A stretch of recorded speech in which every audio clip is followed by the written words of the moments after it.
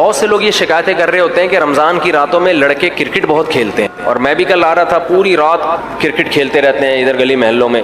تو مجھے شکایت بھی بعض لوگ کہتے ہیں یار ان کو منع کرو. دیکھو مجھے خوشی اس بات کی ہوتی ہے کہ یہ جو لڑکے رات کو لونڈے لپاڑے کرکٹ کھیل رہے ہیں نا, یہ رات کو کھیلنا اس کی علامت ہے کہ دن میں روزہ رکھ رہے ہیں, ورنہ دن میں کھیل رہے ہوتے ہیں نا. نہیں یاری بات سمجھ. تو یہ بیچارے لونڈے لپاڑے اگر دن میں روزہ رکھ رہے ہیں, ٹین ایجز لڑکے, تو اس روزے پہ خوشی مناؤ. ان کے کرکٹ پہ کیوں آپ کو غم ہو رہا ہے؟ کوئی چرس تو نہیں پی رہے نا پوری رات بیٹھ کے. مجھے تو یہ دیکھ کے خوشی ہوتی ہے کہ یار کرکٹ کی ٹھڑک بھی انہوں نے نہیں پوری کرنی ہے, لیکن اللہ کا یہ فضل ہے کہ یہ کرکٹ ان کو روزے قضا نہیں کروا رہا ان سے. ورنہ جو کرکٹ کے شوقین ہوتے ہیں وہ کہتے ہیں یار ہم نے چونکہ دن میں کرکٹ کھیلنا ہے تو ہم سے روزہ نہیں رکھا جا رہا. ان لڑکوں نے کیا کیا یار, کرکٹ تو کھیلنا ہی ہے, تو اب رمضان میں دن میں روزہ رکھنا ہے تو کرکٹ کب کھیل لو؟ رات کو کھیل لو. تو اس پہ میرا خیال ہے خوش ہونے کا یہ موقع ہے. کیا خیال ہے؟ اور دوسری بات یہ ہے کہ پب جی تو نہیں کھیل رہے نا, اسنوکر سے, ڈبو سے, تاش سے, یہ جو فضول قسم کے گیم ہیں ان سے تو پھر بھی 1000 گنا بہتر ہے. کچھ بھاگم دوڑی ہو جاتی ہے, کچھ ہل لیتے ہیں. بہتر تو یہ ہے کہ رمضان کی راتوں میں عبادت کر لیں آپ, اچھی بات تو یہ ہے. لیکن ظاہر ہے اتنے نیک لوگ مارکیٹ سے کیا چل رہے ہیں, شارٹ چل رہے ہیں. ابھی تو یہ شکر ادا کرو چرس نہیں پی رہے, آئس نہیں پی رہے, اور بھی پتہ نہیں کیا کیا چیزیں آ گئی ہیں, مین پوری ہے اور پتہ نہیں بہت کچھ آ گیا, وہ نہیں کر رہے. تو اس لیے تھوڑا سا پازیٹیو سوچ لینا چاہیے. میں واقعی خوش, میں کل رات کو آ رہا تھا تو میں نے دیکھا گلی محلے میں کراچی میں نا پوری رات کرکٹ چل رہا ہوتا. مجھے خوشی اس بات, میں نے لڑکوں سے کہا, میں نے کہا یار یہ اس کی علامت ہے روزے دار ہے. یہ کیا ہے؟ یہ رات کو اس لیے کھیل رہے ہیں کہ دن میں روزہ رکھ کے نہیں کھیل سکتے ہم. تو اس زمانے میں یہ لونڈے لپاڑے یہ ہوتے تو لونڈے لپاڑے ٹائپ کا ہی ہے نا, کوئی ذمہ داری ہے نہیں, نہ بیوی ہے, نہ بچے ہیں, نہ کوئی پڑھائی. کراچی میں الحمدللہ پڑھائی کی فکر تو کسی کو ہوتی نہیں ہے ذرا سی بھی. تو کراچی میں جو پڑھ کے پاس ہو رہا ہے وہ دنیا کا سب سے بڑا بیوقوف ہے. اور ابھی الحمدللہ پیپلز پارٹی کی گورنمنٹ بھی آنے والی ہے. تو لوگ مجھے کہہ رہے تھے اتنی مہنگائی ہوئی تھی, اتنی مہنگائی. تو میں نے کہا اب وہ مہنگائی الحمدللہ ختم ہو جائے گی, نئی گورنمنٹ بنے گی, زرداری صاحب آئیں گے. تو اب وہ کہہ رہے تھے حج 2.5 لاکھ کا تھا, اب 8 لاکھ کا ہو گیا. تو میں نے کہا اب زرداری صاحب آئیں گے تو اب 2.5 لاکھ کا دوبارہ ہو جائے گا. کتنی زبردست بات ہے.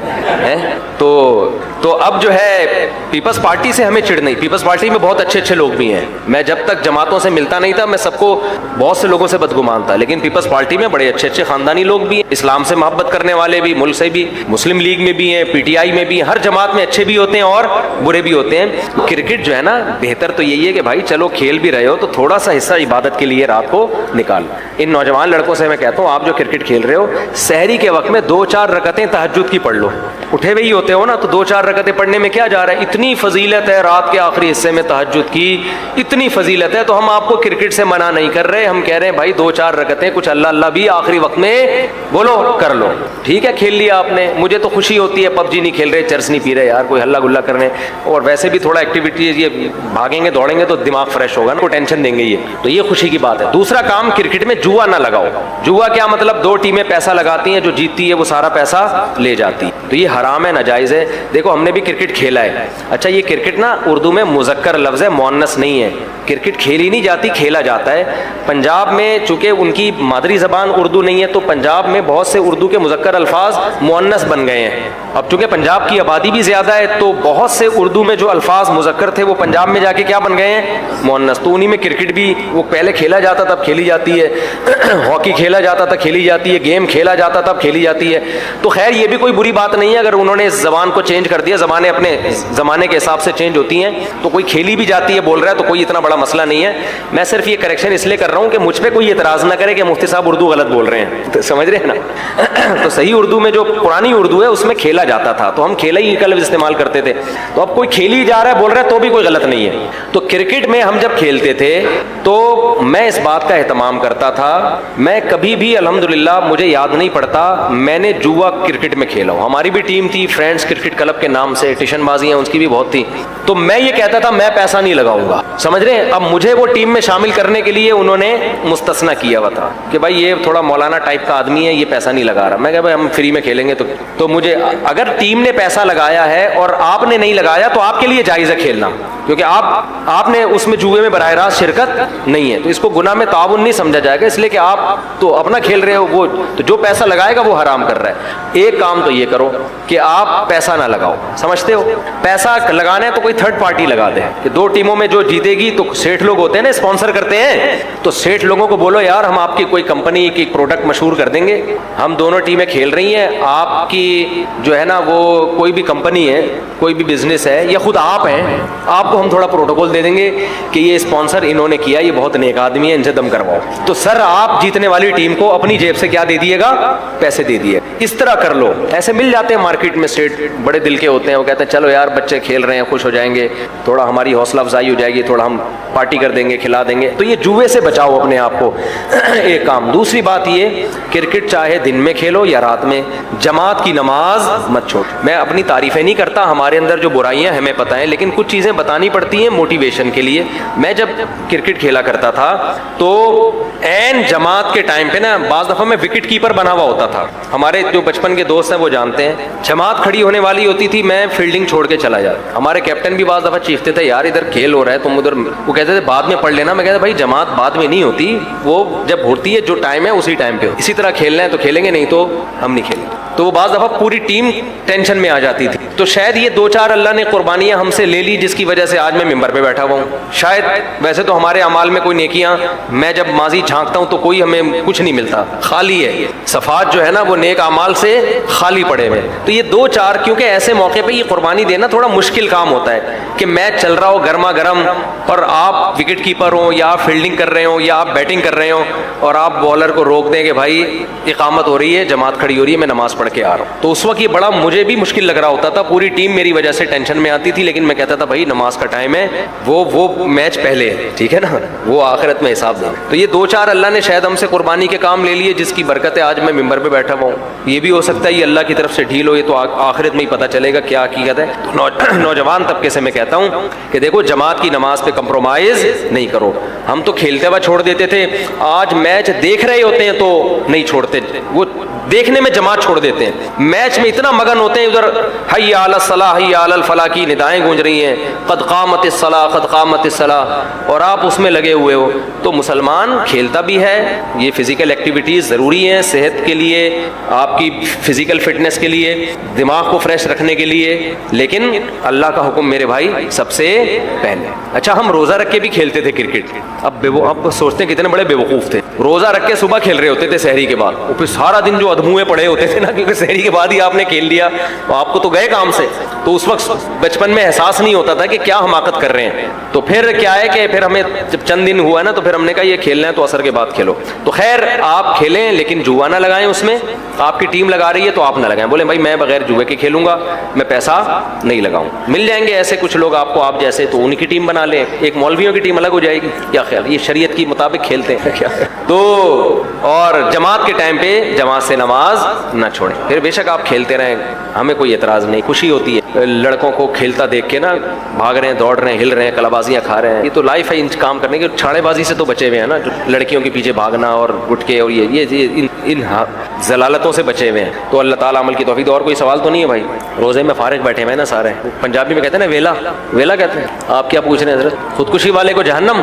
حدیث میں تو آتا ہے جس نے خودکشی کی, جس طرح اپنے آپ کو قتل کیا ہے تو قیامت تک اسی طرح سے اپنے آپ کو قتل دے کے عذاب دیتا رہے گا. وہ حدیث میں آتا ہے جس نے اپنے آپ کو پہاڑ سے گرا کے مارا, برزخ میں ایک پہاڑ قائم کیا جائے گا, اس سے اس کو گرایا جائے گا, پھر جب مرے گا پھر میں بتاتا ہوں, پھر گرایا جائے گا, پھر گرایا. جس نے اپنے آپ کو آگ میں جلایا قیامت تک آگ میں جلتا رہے گا. تو یہ سزا ہے. لیکن دوسری حدیثوں سے پتہ چلتا ہے کہ مسلمان کے لیے جو سزائیں اللہ نے رکھی ہیں اہل ایمان کے لیے, وہ اللہ کی مشیت پر ہیں. اللہ اگر اپنی رحمت سے کسی کو معاف کرنا چاہے تو پھر اللہ پہ کوئی پابندی نہیں ہے. سزا اللہ نے بتا دی یہ ہے اور یہ ملے گی سزا. لیکن اگر کوئی کسی اس کے لیے اتنی دعائیں مغفرت کر لیتا ہے, اتنا مانگتا ہے اللہ سے رو رو کے, تو اس کی وجہ سے نہیں, اللہ اس کی وجہ سے ہو سکتا ہے اس کو بخش دے. اس لیے کوئی خودکشی کر کے جاتا ہے تو اس کے لیے دعا بہرحال کرنی چاہیے, بلکہ وہ تو دعاؤں کا زیادہ محتاج ہے, زیادہ محتاج. لیکن اپریشیٹ نہیں کرنا چاہیے, ترس نہیں کھانا چاہیے. یہ جو لوگ کر رہے ہوتے ہیں نا خودکشی کی, ہائے بیچارے کے حالات ایسے ہو, بھائی حالات والات اتنے خراب کہ جان سے اپنے آپ آپ کو مار دو.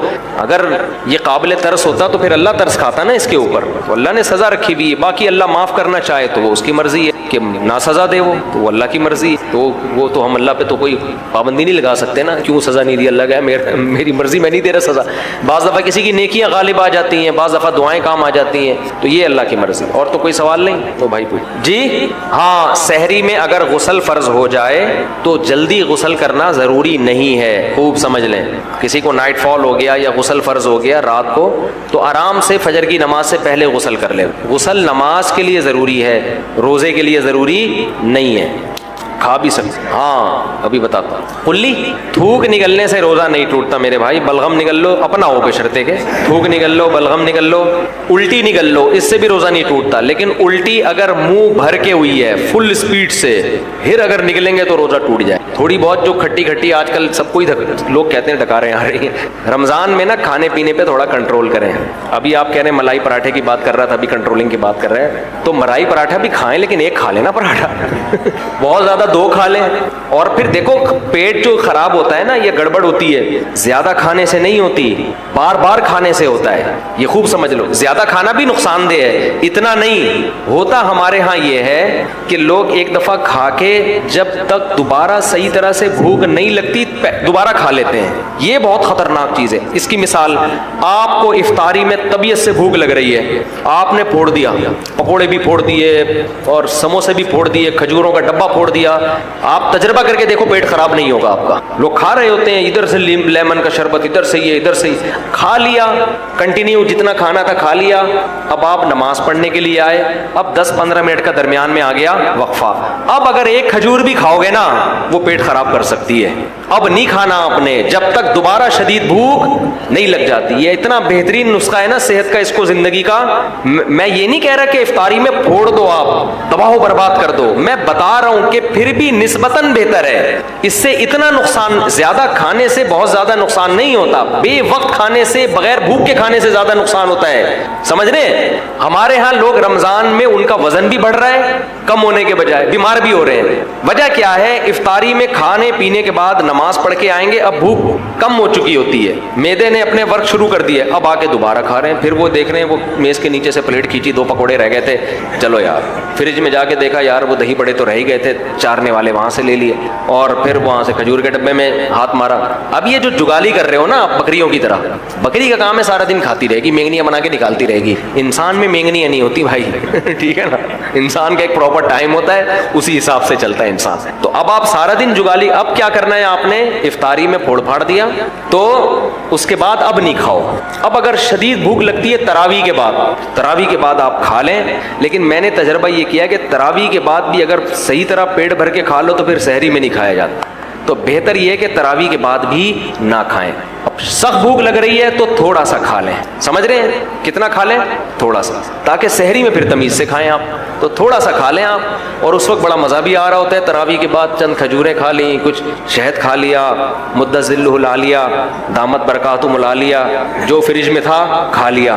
پھر جب آپ نے تھوڑا 2-4 نوالے لے لیے، جن کو چائے کی عادت ہے انہوں نے چائے پی لی، پھر آپ کو سحری میں ملائی پراٹھے کھاتے ہوئے مزہ آئے گا، اور وہ ہضم بھی ہوگا، وہ نقصان بھی نہیں دے گا. تو لوگ میرا پراٹھے اور ملائی والا بیان سن رہے ہوتے ہیں، یہ پوری ترتیب نہیں سن رہے ہوتے. یہ ایسے ہی ہے جیسے 4 شادیوں کا بیان تو سن لیا، حقوق اور عدل کا بیان آپ نے نہیں سنا. تو کھائیں، پراٹھے بھی پھوڑیں، ملائی بھی پھوڑیں آپ، لیکن شدید بھوک کے وقت پھوڑیں آپ. اچھا، سحری میں ایک چھوٹا سا کام اور کر لیں، بالکل اینڈ پہ سحری نہ کریں، کیونکہ پانی کے لیے پھر پیٹ میں جگہ بچتی نہیں ہے، اور پانی نہیں پیو تو سارا دن گزارنا مشکل ہو جاتا ہے. تو آپ 1 گھنٹہ پہلے سحری کر لیں تاکہ 1 گھنٹے بعد پھر طبیعت سے پانی پی لیں. تو یہ بھی نہیں ہوتا تو جیسے چل رہا ہے ویسے چل رہے ہیں، زیادہ ٹینشن لینے کی ضرورت نہیں ہے. روزے میں خود ہی ایڈجسٹ ہو جاتا ہے. کچھ عبادت بھی تو ہے نا، اللہ بھی کچھ مدد کرتا ہے اس میں، تو اگر کر لیں تو زیادہ اچھی بات ہے. ماں کے بولنے پر بیوی کو طلاق دینا جائز ہے اور ماں نے اپنی مرضی سے شادی کرائی ہے. حدیث میں آتا ہے ماں باپ کا یہ حق ہے کہ اگر وہ بیوی کو طلاق دینے کا حکم دیں تو دے دو. لیکن علماء نے حدیث کا مفہوم بیان کیا ہے کہ یہ اس صورت میں ہے جب بہو واقعی والدین کو اذیت پہنچا رہی، ان کی اذیت کا ذریعہ بن رہی. اس لیے علماء نے بیان کیا اگر کسی گھر میں ایسا ہے تو باقاعدہ کسی عالم سے مشورہ لے لیا جائے، وہ تجزیہ کر کے بتا دیں گے کہ غلطی کس کی طرف سے. بعض دفعہ والدین خام خواہ میں بہو سے ان کو عجیب سی چڑ ہوتی ہے اور وہ طلاق دلوا رہے ہوتے ہیں، تو لڑکی کا گھر تباہ ہو جاتا ہے, برباد ہو جاتا ہے. امام احمد بن حنبل کی خدمت میں ایک شخص آیا اور کہنے لگا میرا باپ کہتا ہے کہ میں اپنی بیوی کو طلاق دے دوں. تو امام احمد نے جب حالات سنے تو فرمایا طلاق نہیں دو. اس نے کہا حدیث میں تو آتا ہے کہ جب باپ کہے تو طلاق دے دو, اور پھر حدیث پیش کی کہ حضرت عمر نے اپنے بیٹے کو کہا تھا کہ بیوی کو طلاق دے دو, تو نبی نے حضرت ابن عمر کو کہا کہ باپ کی بات مانو, اور آپ کیا کہہ رہے ہیں کہ باپ کی بات نہ مانو. تو امام احمد بن حنبل نے بڑا اچھا جواب دیا, فرمایا حل ابو کا مثل عمر, کیا تمہارا باپ بھی عمر جیسا ہے؟ وہاں تو عمر بن خطاب حکم دے رہے تھے, نبی کو پتا تھا حضرت عمر غلط حکم نہیں دے سکتے, تو تمہارا باپ تو تمہارا ابا ہے نا, ٹھیک ہے نا, اس کا کیا پتا کیا کیا. اور تو اس لیے اگر والدین حکم دے رہے ہیں تو جلد بازی نہ کریں, پہلے مشورہ لے لیں. تو اگر واقعی وہ والدین کے لیے بہت عذاب اذیت کا ذریعہ بن رہی ہے تو پھر تو دینی چاہیے, لیکن اس میں جلد بازی نہ کریں, جلدی فیصلہ نہ کریں. اگر نماز میں سجدے میں تسبیح پڑھتے ہوئے جلدی سے اٹھ گئے اور اٹھنے کے بعد احساس ہوا کہ تسبیح کے کلمات مکمل تلفظ کے ساتھ ادا نہیں ہوئے, یا شک و شبہ ہو جائے تو سجدہ ہو گیا کہ نہیں ہو گیا سجدہ, دوبارہ سجدہ جائز نہیں ہے, کیونکہ پھر ڈبل سجدہ ہو جائے گا. 2 سجدے کے بعد تیسرا کیا تو نماز جائز نہیں ہوگی, واضح لوٹانی پڑے گی. اگر رمضان میں روزے کی حالت میں اس طرح کا مسئلہ پیش آئے یا کوئی بھی مسئلہ ہو جائے جس سے نماز توڑ کر دوبارہ پڑھنی پڑے اور یقین ہو کہ دوبارہ نماز شروع تو مغرب کا وقت داخل ہونے کے کچھ دیر بعد مکمل ہوگی, عصر کی نماز بہرحال پڑھنا پڑے گی چاہے مغرب کا وقت داخل ہو جائے. آپ نے مسئلہ پوچھا تھا, اگر نماز کے دوران وضو ٹوٹ جائے, اگر نماز کے دوران کسی کی ہوا خارج ہو گئی, یا جو عام طور پہ جس طرح سے وضو مختلف طریقوں سے ٹوٹتا ہے ایسا ٹوٹ گیا, تو شریعت میں یہ جائز ہے کہ وہیں سے فوراً جائیں وضو کر کے, جہاں سے چھوڑی تھی وہیں سے شروع کر دیں. لیکن اس کی شرطیں بہت ہیں کہ درمیان میں کسی سے بات نہ کرے, 1 سیکنڈ کے لیے بھی نہ رکے, وضو بھی پراپر مکمل کرے. تو وہ شرطوں کی لوگوں سے اکثر خلاف ورزی ہے, اس لیے بہتر یہی ہے کہ دوبارہ وضو کر کے دوبارہ سے شروع کر دیں. سمجھ لو, تو اتنے ٹینشن کی تکلف کی ضرورت کیا ہے. مفتی طارق مسعود اسپیشل